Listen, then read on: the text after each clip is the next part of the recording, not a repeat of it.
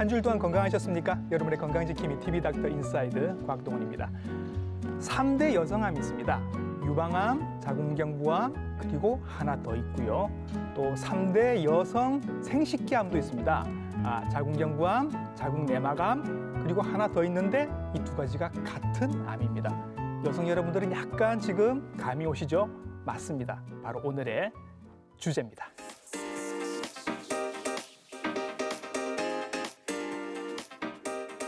여성암 중에서 특히 이 난소암은 증상이 모호하기 때문에 조기 발견도 굉장히 어렵고 또 증상이 나타나서 발견이 된다고 하더라도 치료가 굉장히 까다로워서 못된 암, 독한 암 이렇게 불린다고 합니다. 자, 어떻게 이 난소암을 이겨낼 수 있을지 오늘 자세하게 꼼꼼하게 설명을 들어보도록 하겠습니다. 오늘의 친절한 닥터 화면으로 먼저 인사드립니다.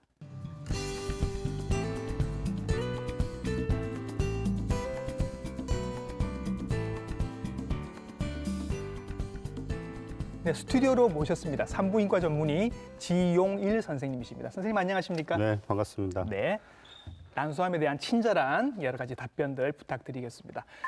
제가 시작할 때 3대 여성 생식기암이라는 말씀을 드렸습니다. 네. 자궁경부암, 자궁내막암, 그리고 난소암 이렇게. 네. 요즘 추세가 요즘 어떤지 그래프로 좀 설명을 해주시겠습니까? 네. 자궁경부암은 국가 검진 프로그램 때문에 네.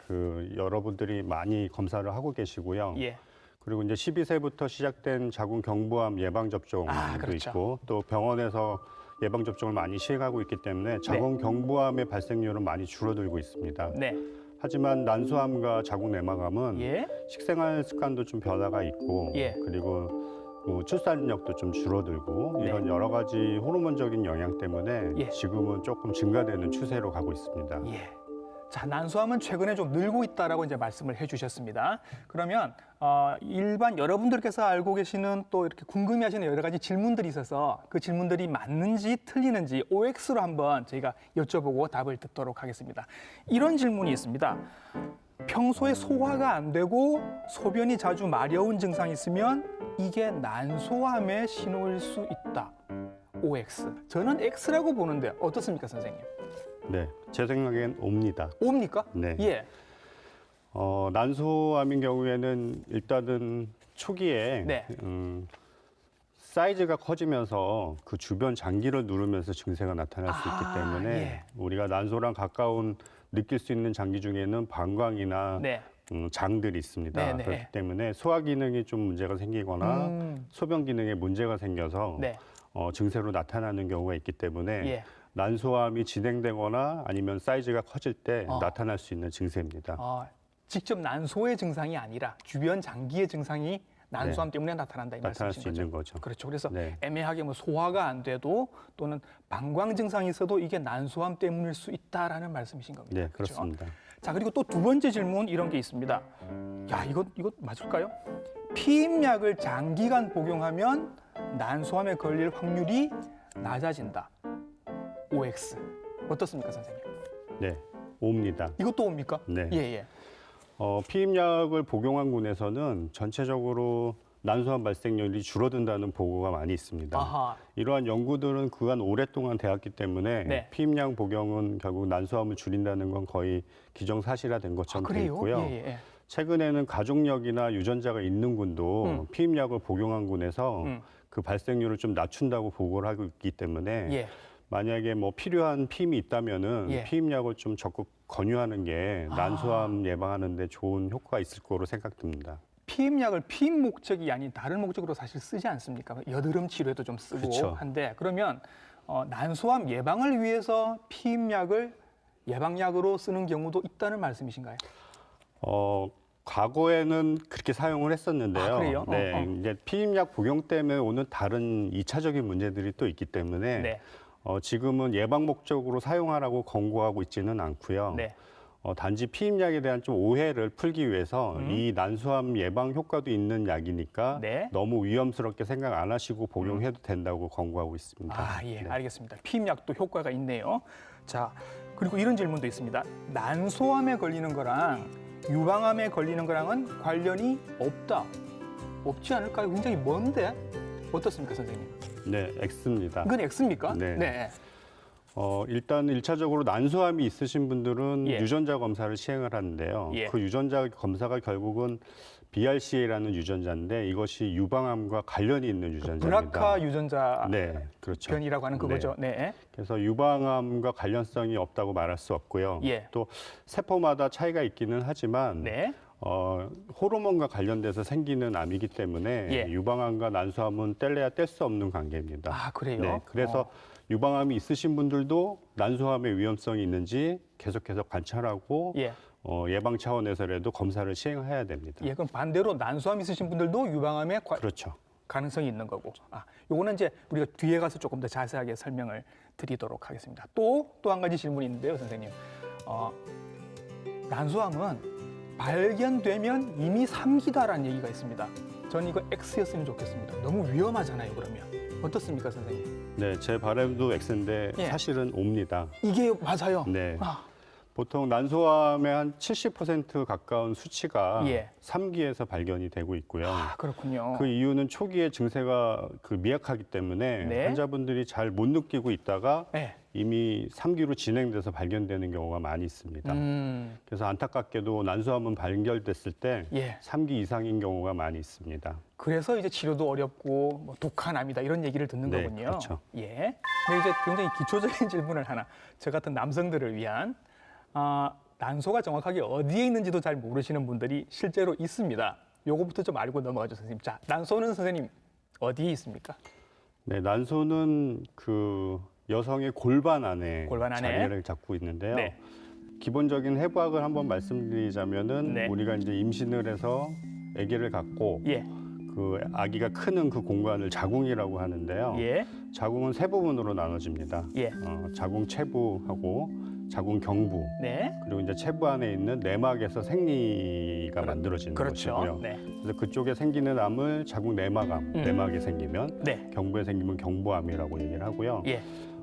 난자와 정자가 만나서 이제 수정체가 내막에 착상하기 위해서 이동하는 그 길을 난관이라고 합니다. 나팔관이라고 부르는 나팔관이라고도 많이 얘기하는데요. 예.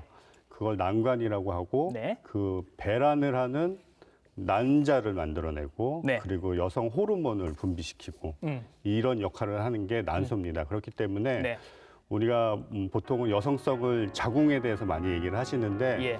여성분이 여성성을 가지는 그 호르몬이라든지 여성 호르몬. 아니면 본인의 유전자를 가지고 있는 난소라는 거는 바로 이 다 난소 안에서 예. 일어나는 일이기 때문에 아주 예. 중요한 장기이죠. 그렇죠. 이렇게 이제 자궁을 중심으로 양쪽에 이렇게 두 개가 이렇게 있는 요게 이제 난소가 되는데 네. 그럼 이 난소에 암이 생긴다. 그러면 이제 난소암이 되는 그렇죠. 거죠. 보통은 상피성 난소암이라고 합니다. 예, 예. 그러니까 쉽게 얘기하면은 우리 피부를 상피라고 하는 것처럼 예. 난소의 겉을 덮고 있는 그 상피 조직에서 생기는 게 난소암인데요. 예. 그렇기 때문에 우리가 난관에 생기는 상피 조직이나 네. 복막에 생기는 상피 조직이 난소를 둘러싸고 있는 상피랑 같은 조직입니다. 예, 그래서 보통 여성분들이 생기는 난관암이나 난소암이나 네. 그리고 이제 복막암을 다 난소암으로 생각해서 치료를 하고 있고요. 아하. 예. 네. 그렇기 때문에 난소암이라고 그러면 보통 상피내암이라고 생각하시면 되고요. 예. 조금 전에 말씀드린 대로 난소가 많은 기능을 갖고 있습니다. 네. 뭐 호르몬을 분비하는 것도 있고 난자를 생성하는 세포도 있고 그렇죠. 그래서 난자를 생성하는 데서도 혹이 생길 수 있고요. 예. 그리고 호르몬을 분비하는 세포에서도 혹이 생길 수 있고요. 네. 그리고 그거를 지지해주고 있는 혈관이나 다른 연부 조직에서도 혹이 예. 생길 수 있습니다. 그래서 그런 거는 이제 명칭이 좀 뭐 생식세포종이라든지 네. 뭐 성삭간질세포종이라든지 예. 이런 종류의 다른 암이고요. 네. 우리가 보통 오늘 다루고 있는 주제는 상피암이라고 생각하시면 됩니다. 저렇게 그림으로 보니까 이제 난소도 굉장히 안에 여러 가지가 들어있는데 그렇죠. 가장 흔한 건 제일 바깥쪽 이제 껍질 부분에 생기는 그렇죠. 암이 제일 흔하다라는 네. 말씀이신 것 같습니다. 예. 자, 그러면 여러분들이 이제 그 건강검진 받으시면 흔히 들으시는 얘기가 사실 있습니다. 난소에 물혹이 있습니다라는 얘기 굉장히 흔히 들으시는데 네. 이 물혹도 그럼 난소암이랑 같은 겁니까, 선생님? 보통은 환자분이 좀 설명하는데 좀 편하게 받아들이게 하려고 네. 물혹이라는 표현을 많이 쓰는데요. 예. 결국 제일 중요한 문제는 이게 양성 종양이냐, 네. 악성 종양이냐 이런 구분하는 문제인데요. 예. 이게 사실은 이제 일반 분들은 좀 어려운 개념입니다. 네. 그래서 우리가 보통 암이라고 생각하는 거는 악성 종양이라고 생각하시면 되고요. 예. 양성 종양은 그냥 암이 아니니까 걱정 안 해도 되는 종양입니다. 예, 예. 근데 보통은 양성 종양도 계속 자라거나 나중에 이제 기능적으로 문제를 일으킬 만한 것들은 수술을 해서 제거를 해줘야 되는데 네. 우리가 보통 선생님들이 물혹이라고 표현하는 것은 아마 수술을 안 해도 되는 혹이지 않을까라는 생각 때문에 그렇게 설명을 해주시는 것 같아요. 그렇죠. 그래서 예, 예. 보통은 우리가 일반적으로 생기는 물혹은 생리 주기랑 관련돼서 오는 경우가 많아서 아, 기본적으로 한 3개월 정도 기다려 봐서 없어지는지 확인을 합니다. 네. 그래서 아마 많이들 경험을 하셨을 것 같은데 예. 병원에서 물혹이 있으니까 3개월 뒤에 한번 봅시다라고 막 얘기를 들으신다면 예. 아마 지금 제가 말씀드린 대로 생리 주기 때문에 생긴 잠깐 커져 있는 혹이기 때문에 예. 없어지는지 확인만 하시면 되는 혹으로 생각하시면 될 것 같습니다. 그러면 3개월 뒤에 가서 다시 검사를 해봤는데 그때는 있던 물혹이 작아지거나 사라졌다 하면 그냥 안심하셔도 되는 거죠. 네, 그렇죠. 그렇죠. 네. 네, 자궁경부암은 인유두종 바이러스라고 하는 정확한 이렇게 발병 물질이 있죠. 발암 물질이 있습니다. 근데 네. 이제 난소암은 뭐 이런 비슷한 발암 물질이 있는 건지 궁금합니다, 선생님. 어떤가요? 뭐 여러 가지 난소암을 일으키는 발암 물질에 대한 얘기는 많이 있었는데요. 네. 근데 최근에 저희들이 노출될 만한 그 발암 물질은 별로 없고요. 예. 위험 요소를 따져본다면은 배란이 좀 얼마나 자주 되냐, 적게 예. 되냐가 그 상피 조직을 자극을 해서 예. 그 발병률을 높이냐라는 위험 요소를 좀 따지는 경우가 있습니다. 배란이 오래 많이 될수록 발병률이 높아지는 건가요? 그렇죠. 자극을 예. 많이 받으니까요. 예. 그래서 네. 뭐 초경이 빠르다든지 네. 아니면 폐경이 늦는다든지 네. 그리고 또 살이 많이 찌거나 서구화된 몸 때문에 네. 어떤 그 호르몬적인 영향을 많이 받는다든지 예. 이러신 분들이 발병률이 좀 높은 것으로 되어 있습니다. 예. 그 최근에는 난관이 같은 원인을 제공한다는 개념이 있어가지고 예. 혹시 뭐 수술을 일부러 하실 필요는 없지만 네. 수술을 해야 되는 상황이 된다면 병원에서 아마 적극적으로 난관을 절제하라고 권유를 많이 하고 있습니다. 예. 그 이유가 난소암의 발병률을 줄이고 있기 때문에 난관 아. 절제를 많이 권고를 하는데요. 그래요? 그래서 출산이 필요 없으신 분들이 만약에 수술을 해야 되는 일이 생긴다면 예. 난관 절제도 같이 하는 걸 한번 고려를 해보시는 게 좋을 것 같습니다. 네. 이런 이제 뭐 여러 가지 환경적인 요인, 그다음에 여성 호르몬과 관련된 그런 원인들 말씀을 해주셨는데 아무래도 유전적인 걸 얘기를 안 할 수가 없습니다. 안젤리나 졸리 얘기를 하면 이제 뭐 유방암만 생각을 하실 수 있는데 난소암도 관련이 있었거든요. 네. 요 얘기를 조금 해주셔야 될 것 같습니다. 네. 네, 최근에 뭐 유전자 검사가 이제 많이 시행되고 있는데요. 네. 특히 이제 난소암 영역에서도 이런 가족력과 유전자 검사를 통해서 네. 유전하고 관련이 있다는 것이 이제 점차 많이 밝혀지고 있고요. 예. 뭐 많이들 접해 보셨겠지만 안젤리나 졸리가 이제 유방암 가족력을 갖고 있습니다. 네. 그래서 이제 본인이 검사를 했는데 브라카라는 그 유전자가 본인이 갖고 있다는 걸 발견을 했고요. 네. 그래서 이제 본인도 예방적으로 난소하고 유방 절제술을 시행한 경우입니다. 예. 그래서 지금도 저희 해운대백병원 산부인과에서도 그 유전자 검사를 좀 적극적으로 하고 이제 난소암 환자들의 가족까지 같이 검사를 해서 네. 그런 예방하는 차원이라든지 예방적 수술 이런 것들을 이제 최근에 와서는 많이 권하고 상담도 많이 하고 있습니다. 네. 그래서 유방암에 대해서 저희들이 말씀을 드릴 때 이제 이 브라카 유전자가 굉장히 크게 관여가 되어 있다라는 말씀을 드린 적이 있는데 난소암도 마찬가지로 브라카 그렇죠. 유전자랑 굉장히 관련이 있다라는 말씀을 같이 드리도록 하겠습니다. 네, 난소암도 빨리 발견이 됐으면 좋겠는데 그러면 이제 초기 증상이 있어주면 빨리 발견할 수 있을 텐데 초기 증상이라는 게 선생님 있나요?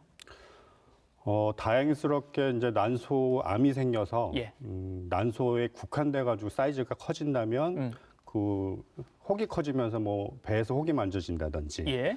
아니면 이제 앞뒤에 이제 방광이라든지 대장을 눌러서 나오는 증세들이 나타난다든지 예. 그런 이유 때문에 빨리 발견되는 경우는 있습니다. 네.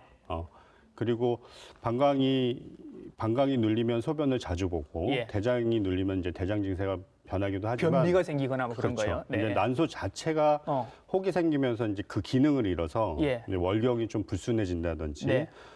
내가 이전에 했던 생리 양상하고 좀 바뀐 변화가 온다든지 이런 것 때문에 좀 빨리 발견하는 경우도 있습니다. 하지만 난소암 자체가 이런 증세가 아주 특이적으로 나타나는 것이 아니고 초기 증세를 모르고 넘어가는 경우가 많이 있기 때문에 네. 뭐 검진하는 것이 가장 중요한 방법이라고 생각할 수밖에 없습니다. 그러니까 지금 말씀해 주신 초기 증상들이 굉장히 애매하거든요. 그러니까 생리불순이 있을 수 있고 아랫배가 조금 더부룩할 수 있고 뭐 변비에 뭐 이렇게 소변이 조금 불편한 이런 증상 정도는 그냥 보통 여성들이 월경 전후에서도 느낄 수 있는 증상들이니까 그렇죠. 그것 때문에 병원을 찾아오지는 않으니까. 설마 이걸로 난소암까지 생각을 잘 못하실 거란 말이죠. 네. 그래서 이제 초기 증상이 찾아내기가 힘들 수 있습니다. 그러면 조금 더 진행이 되고 나면 증상이 조금 달라질 수도 있는 거죠. 그렇죠. 네. 그 난소암의 특징은 그 혹이 자라기 전에 네. 이미 이제 좁쌀 같은 알갱이들이 퍼지기 시작합니다. 벌써 퍼져요. 네, 상피를 따라서 이제 골반의 상피를 따라서 번지고 복막을 따라 번지고 네. 그 복막들이 장이나 간, 뭐 비장 등의 여러 장기를 다 싸고 있기 때문에 네. 거기를 다 따라서 좁쌀 같은 그 난소암 그 조직들이 자라게 됩니다. 네. 그렇게 되면 그것들이 이제 복수를 만듭니다. 예. 그래서 이제 배에 복수가 차서 이제 배가 불러지기 시작하고 예. 그리고 이제 장이라든지 간이라든지 이런 데 이제 전이가 시작되면서부터 예. 본래 가지고 있는 그 기능들을 또 잃게 되죠. 네. 간이 간 기능을 못 하고 장이 장의 기능을 못 네, 하고. 그래서 초기를 지나서 이렇게 진행이 되면 대부분의 환자들이 소화기 증세를 먼저 느끼기 때문에 난소암 검사를 위한 것보다는 보통 소화기관을 검진하러 위 뭐 내시경 하시고 뭐 그렇죠. 그러겠네요. 뭐 약을 드시다든지 예, 그런 예. 쪽으로 많이들 가셔서 예. 진단이 좀 늦어지는 경우가 있고요. 예. 또 이제 림프절이라고 그러는데 임파선 전이가 시작이 되면 예. 뭐 몸이 붓거나 이제 다리가 좀 붓고 예. 뭐 서해부 같은 데서 뭐 오돌도돌한 뭐 덩어리들이 만져진다든지 예. 그런 경우도 흔하게 오는 증세 중에 하나입니다. 예, 전이가 된 증상들 방금 말씀해 주셨는데 뭐 그 어느 증상도 사실은 난소하고 관련된 게 지금 별로 안 그렇죠. 느껴져서 정말로 헷갈리실 것 같습니다. 그래서 이제 난소암은 발견을 하면 이미 3기다라는 얘기가 사실 나오고 아까 그게 맞는 말씀이다라고 말씀을 해주셨습니다. 어느 정도인지 한번 그래프로 보여주시겠습니까, 선생님? 네, 보통 우리가 1기에서 2기는 골반 밖을 나온 것이 아니기 때문에 네. 수술적으로 수술하기 아주 용이한데 예, 실질적으로 보면은 뭐 30%에서 40% 예. 많이 잡아봐야 1, 2기 정도가 그렇기 때문에 예, 대부분 60%에서 70% 이상은 예. 3기 이상이라고 봐야 될 것 같고요. 예, 말씀드린 대로 진행이 돼서 복막에 이제 이런 좁쌀 같은 난소암 덩어리들이 퍼지기 시작하고 네, 그러다 보면은 결국은 난소암 수술의 가장 큰 목적은 그 알갱이들을 다 제거하는 것이거든요. 네, 그래서 수술을 하다 보면 간도 일부 절제해야 되는 경우도 생기고 네, 비장이나 장도 절제해야 되는 일들이 생깁니다. 예, 그래서 수술 시간도 좀 길어지고 항암 치료도 좀 오래 받아야 되고 네. 이런 경우가 생길 수밖에 없습니다. 예, 저 동그라미 퍼센티지를 보면 이제 3, 4기가 거의 다 합하면 지금 70% 네, 정도가 거의 됩니다. 70%에 육박하죠. 우리나라도 선생님 저 정도인가요? 그렇습니다. 그리고 사실은 그 병원을 쉽게 잘 찾아가는 시스템이 있는 나라들은 예. 1, 2기가 더 많이는 있습니다. 네. 그래서 데이터를 보신다면 우리나라는 그래도 병원을 좀 쉽게 찾아갈 수 있는 그렇죠. 시스템이기 때문에 예. 거기 나오는 데이터 정도가 네. 다행히로 나오는 것이고 예. 우리나라보다 좀 병원을 쉽게 찾아가지 못하는 데는 오히려 예. 3, 4기가 더 많이 발생을 하죠. 그렇죠. 네. 그래서 저도 경험적으로 보면 과거보다는 조기 발견하신 분이 더 많아졌습니다. 예. 우리가 이제 코로나 사태 겪으면서도 느끼는 게 우리 한국 의료에 사실 자부심 같은 게 좀 조금 생기고 있는데 그나마 이제 우리나라가 지금 조금 그 난소암에 대해서도 조금 빨리 찾는 경향인 거고 외국에 조금 상황이 안 좋은 데는 더 늦게 오는 경우가 많다라는 그렇죠. 말씀이신 거죠. 네. 자, 그러면 이게 이제 병기를 뭐 1기, 2, 3기, 3기, 4기 이렇게 나눈다고 치면 보통 많이 발견되는 3기가 이제 복강 안에 골반 안에 퍼진 경우가 3기가 되는 거고요. 그런 네, 건가요? 기수는 보통 우리가 난소에만 국한된 경우를 1기라고 일기, 봅니다. 예. 그래서 뭐 1기 난소암이라고 하면 난소 밖을 나가지 않았다고 생각하시면 되고 예. 그래서 이제 치료 효과도 좋고 예후도 좋습니다. 네. 근데 이제 2기는 골반 안에만 있는 경우를 2기라고 보고요. 네. 이제 골반을 벗어나기 시작한 것부터 3기라고 봅니다. 네. 그리고 이제 4기는 뭐 말 그대로 마지막 단계이기 때문에 복강을 벗어나서 다른 장기까지 이제 퍼진 경우를 4기라고 보기 때문에 네. 보통 우리가 알고 있는 이제 3기, 4기가 되면 복강 내로 골반을 벗어나서 전이가 됐기 때문에 예. 이제 그때부터 이제 복수도 좀 차고 예. 환자분 삶의 질이나 뭐 수술적 치료도 많이 어려움을 하게 될 수밖에 없습니다. 야, 이게 발견될 때가 대체로 3기가 지난다고 치면 이제 이미 골반을 넘어선 단계에서 그렇죠. 발견이 된다. 그래서 이게 이제 그 검사가 중요한 건데 어떻게 좀 빨리 한 번에 탁 찾아낼 수 있는 선생님 그런 검사 방법이 있을까요? 이런 문제 때문에 난소암을 조기 발견하려고 많은 과학자들이 연구를 했습니다. 그렇죠. 예. 하지만 지금 아주 기분 좋게 뭐 이거면 다 찾는다 이런 검사는 나와 있는 건 없고요. 예. 사실은 자주 난소 상태가 어떤지 네. 초음파를 통해서 검사를 하고 음. 그리고 이제 그나마 지금 CA125라는 수치하고 H4라는 이 난소암 예. 발병했을 때 이제 올라가는 암 수치가 있는데요. 이건 피 검사하면 알 수 있는 그렇죠. 거죠. 피 검사를 네. 통해서 주기적으로 검사를 해서 예. 이것이 어떤 변화가 있는지 계속 체크를 하는 게 제일 중요한 선별 검사고요. 예. 그다음에 이제 유전적 검사가 있습니다. 예.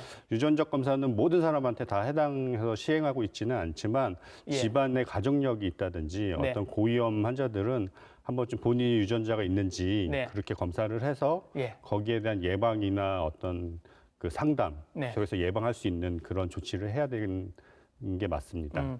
오늘 이 우리 방송을 이렇게 쭉 보시면 사실 난소암에 대한 약간의 두려움이 좀 생기실 것 같아서 아무런 증상이 없다 하더라도 내가 한번 검사를 받아보고 싶은 마음이 드실 것 같단 말이죠. 네. 그럼 이런 분들은 이제 평소에 잘 가시던 산부인과 선생님한테 가서 혹시 난소암 없는지 한번 검사해봐 주세요 하면 어느 정도만 하면 될까요?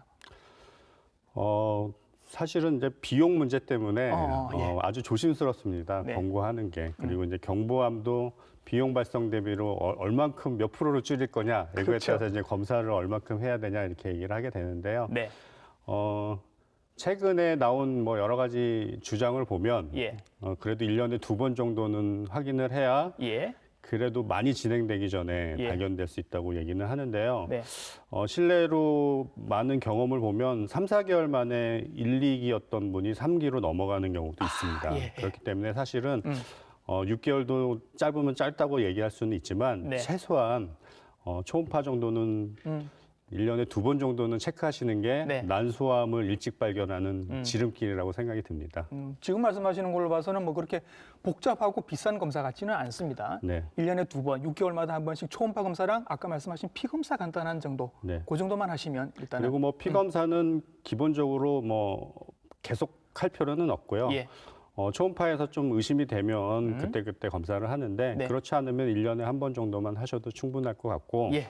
또 올해부터 또 초음파가 보험, 부인과 건강보험 초음파가 적용이 건강보험 되죠. 적용이 되기 예. 때문에 예. 또 적극적으로 하실 수 있는 기회가 된 것 같습니다. 그렇죠. 정말 좋은 소식입니다. 그래서 지금 뭐 사실 여성분들은 거의 다 자주 가시는 산부인과 선생님들이 한 분 정도는 계실 것 같은데 아직도 없으시면 꼭 한번 이렇게 자주 가서 내 증상을 얘기하고 부인과 검진을 자주 받을 수 있는 그런 믿을 만한 선생님 한 분 정도는 딱 정해주시는 게 좋을지 않을까 그런 생각을 해봅니다. 자, 이제 이렇게 해서 진단이 되면 뭐 몇 기가 됐든 일단 치료를 해야 합니다. 수술부터 받아야 할 것 같은 느낌이 드는데 치료 어떻게 하시는지 궁금하네요.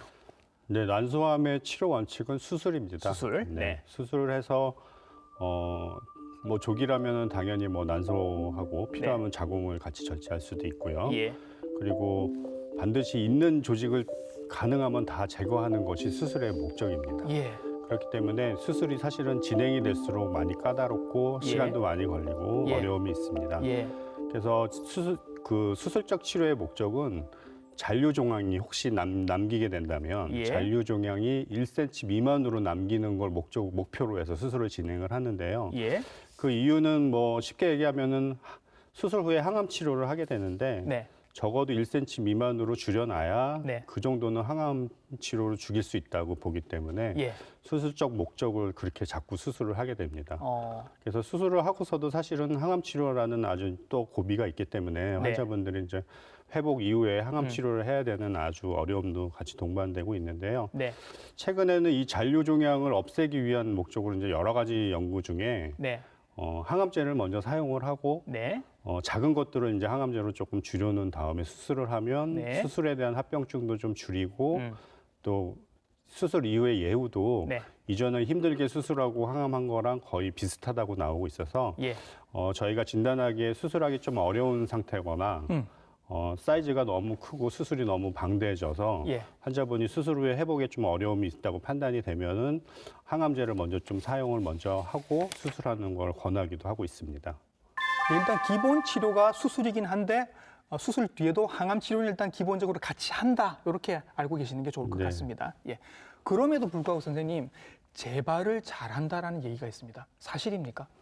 네, 뭐 1기 같은 경우는 초기에 발견을 하면 수술만 하고 항암 치료를 하지는 않습니다. 예. 근데 1기가 조금 벗어나거나 이제 3기, 4기가 되면 수술 후에 항암 치료를 하게 되는데요. 네.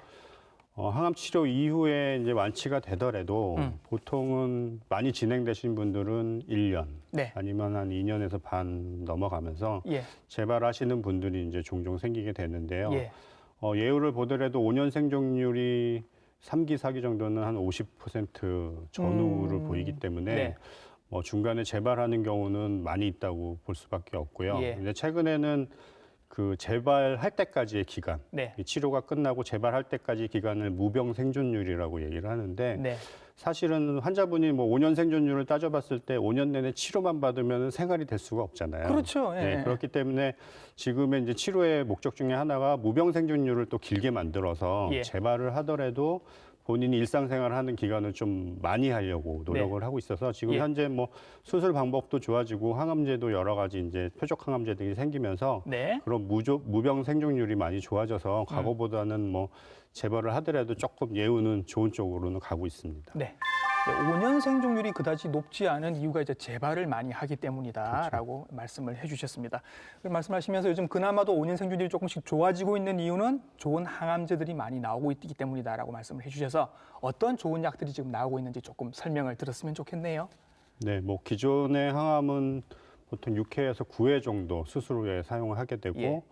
그 항암제를 사용하면 뭐 아시겠지만 뭐 오심구토 등의 이제 예, 소화기 예. 증세나 머리도 빠지고 뭐 그런가요? 머리도 빠지고 많이 네. 힘들어하는데요. 예. 최근에 나오는 이제 표적 항암제들이 나오면서 네. 이제 그런 그 부작용들은 좀 줄이고 아하. 효과를 조금 높이는 쪽으로 가고 있습니다. 네. 그래서 이제 이런 표적 항암제 때문에 그 진단을 할 때부터 예. 어떤 치료 전략을 세워서 네. 어떻게 하면 이 환자가 재발을 좀 늦게 하고 예. 재발을 하더라도 예. 그리고 재발하지 않는 그 관리를 하는 거를 미리 짜고 계획을 짜게 되는데요. 예. 지금 난소암에서 사용하는 표적 항암제는 대표적으로 세 가지가 있습니다. 네. 첫 번째로는 이제 아바스틴이라는 약인데요. 예. 이 아바스틴이라는 약은 우리가 뭐 난소암 조직이 네. 우리 몸을 이제 침투를 할 때 혈관이라는 기를 뚫어가지고 침투를 하게 되는데요. 예. 그 기를 뚫지 못하게 그래서 아. 혈관을 생성을 억제하게 만들어서 길을 막는다 뭐 이런 그렇죠. 의미인 건가요? 그래서 네. 그 우리 정상 조직을 침투하지 못하게끔 만들어주는 오. 약이라고 생각하시면 되고요. 예. 파프 저항제라고 네. 이거는 이제 유전자, 브라카 유전자 아까 말씀드린 그게 네. 이제 양성으로 나오시는 분들이 난소암을 발현하지 않도록 만들어주는 약입니다. 아. 그래서 이건 치료가 끝나고 나서 네. 이제 완치가 됐다 판정이 될 때 이 예. 약을 사용함으로써 예. 재발을 하지 않도록 만들어주는 약입니다. 이런 어려운 이름의 약들이 이제 표적 항암제. 그렇죠. 그리고 또 면역 항암제라는 게 네, 있네요. 면역 항암제도 이제 요새 많이 인기처럼 쓰고 있는데 예. 이제 여러 가지가 있지만 난소암 영역에서 쓰고 있는 면역 항암제는 네. 우리가 이제 암 덩어리들은 보통 쉽게 얘기하는 스텔스 기능이라고 숨어버리는 기능을 갖고 있는데 아. 그 숨어 있는 그 암세포들을 바깥에 끄집어내게 해서 예. 우리 면역 체계들이 그 암세포를 공격하게끔 만들어주는 아. 항암제입니다. 그래서 예. 이 세 가지가 지금 대표적으로 쓰고 있는 네. 표적 항암제고요. 예. 이런 치료 전략으로 아까 말씀드린 무병 생존율이 많이 향상되고 있습니다. 예.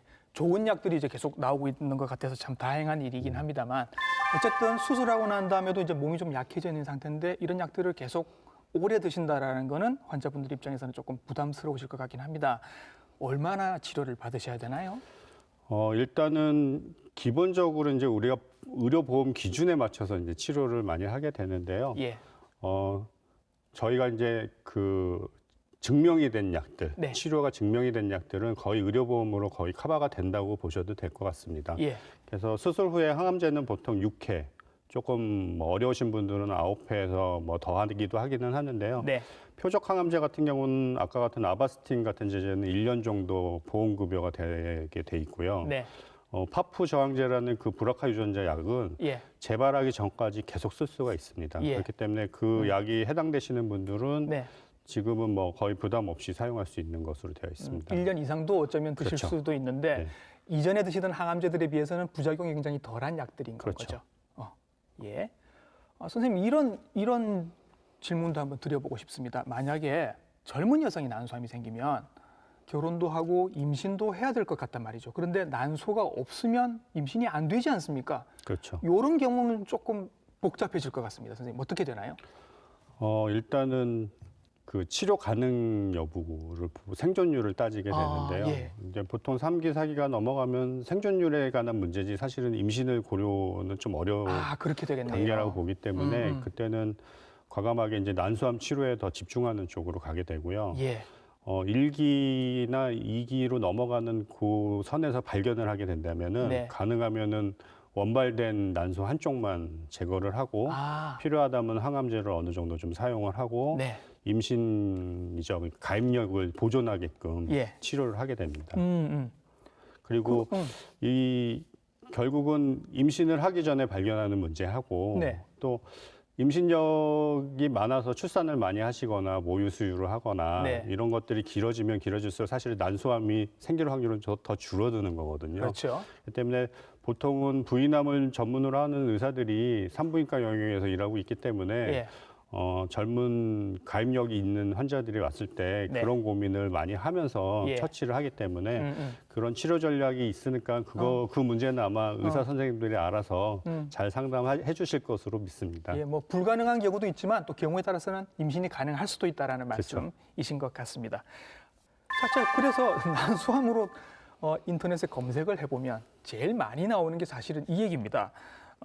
무슨 음식이 좋아요 하는 얘기들 선생님도 굉장히 환자들한테 많이 들어보셨을 것 같은데 이런 얘기들 나오네요. 표고버섯, 시금치, 오메가3, 스타틴 제제 뭐 이런 얘기들이 막 나옵니다. 선생님도 실제로 이런 음식들을 권하십니까? 네, 저는 뭐 개인적으로 식생활 습관의 변화는 네. 결국은 몸에 또 변화를 일으키게 되고 네. 그게 본인한테 득이 되면 다행인데 해가 되는 경우가 더 많다고 생각을 하기 때문에 예. 골고루 잘 드시라고 말씀드립니다. 네. 뭐 단백질도 충분히 먹어야 면역도 생기는 거고 예. 그래서 운동을 좀 열심히 하고 우리가 보통 그 미국에서도 이런 권고사항으로 돼 있는 그 사이트가 있는데 예. 증명된 것만 딱 권고를 하게 돼 있습니다. 예. 그래서 사실은 이런 인터넷에 나오는 이런 것들이 아주 과학적으로 증명된 거는 예. 비타민 D 제제밖에 없습니다. 비타민 D 제제 하나. 예. 그렇기 때문에 비타민 D라는 것은 결국 우리가 het빛을 많이 보면서 운동을 하면 올라가는 거기 때문에 그렇죠. 네. 모자르지 않게끔 예. 운동량도 많이 가지셔야 되고 예. 햇빛도 많이 보고 그리고 골고루 잘 드시고 네. 그리고 이제 굳이 권한다면 뭐 혈액순환을 도와주는 약제들 예. 그런 것들을 좀 권고할 만하고요. 네. 아까도 말씀드린 바대로 그 여성 호르몬이 너무 과하게 되면은 부인과 질환이 생길 확률들이 많아집니다. 네. 그래서 사실 뭐 습관적으로 그 여성에게 좋다고 해서 예. 호르몬과 관련된 식품들을 많이 드시는데 예. 그게 정도가 너무 지나치지 않도록 드시는 걸 좀 권고하고 싶습니다. 예. 오히려 뭐 많이 드시는 걸 더 걱정을 지금 하고 계시는 것 같습니다. 증명된 거는 비타민 D랑 혈액순환제 정도인 것 같다라고 말씀을 해주셨네요. 그러니까 선생님 덕분에 오늘 굉장히 그 난소암에 대해서 많은 지식들을 저희가 갖게 된 것 같은데 늘 선생님께서는 이제 난소암 환자들을 보시고 치료도 하시고 하다 보면 꼭 요 얘기는 해주고 싶으신 그런 당부의 말씀이 있으실 것 같습니다. 네, 뭐 본인이 암이 의심된다거나 뭐 암이라고 진단을 받으시면 많이들 걱정을 하십니다. 네. 뭐 당연한 일인데요. 지금 수술 방법이나 항암제들이 많이 좋아졌습니다. 그래서 예. 과거에는 수술하고 항암하고 이렇게 단순하게 치료에 대해만 생각을 했었는데 예.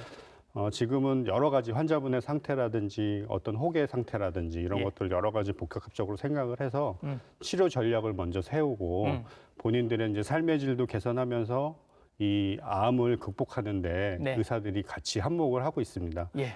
지금 뭐 치료 받으시는 분들은 아시겠지만 병원에 가시면 부인암 분과 전문의들이라고 있습니다. 네. 이건 학회 차원에서 계속해서 새로운 지식들을 교육을 하고 트레이닝을 시키고 있거든요. 그렇기 때문에 그분들을 믿고 치료를 잘 받으시면 됩니다. 예. 그리고 이제 지금 TV 보시는 많은 시청자분들께서 네. 오늘 조금 자극을 받으셔서 네. 오늘이라도 빨리 병원에 가셔서 초음파 예. 한번 보시고 예. 이런 그 선별 검사 같은 거 다 진행해 주시면 감사하겠습니다. 선생님 설명 듣기 전까지는 난수암이 굉장히 무서운 암, 독한 암이었는데 이렇게 쭉 친절하게 설명을 해주시니까 이제 조금 덜 무서워진 것 같은 느낌이 들어서 감사 말씀드립니다. 친절한 설명 잘 해주셨습니다. 산부인과 전문의 지용일 선생님이셨습니다. 선생님 수고 많으셨습니다.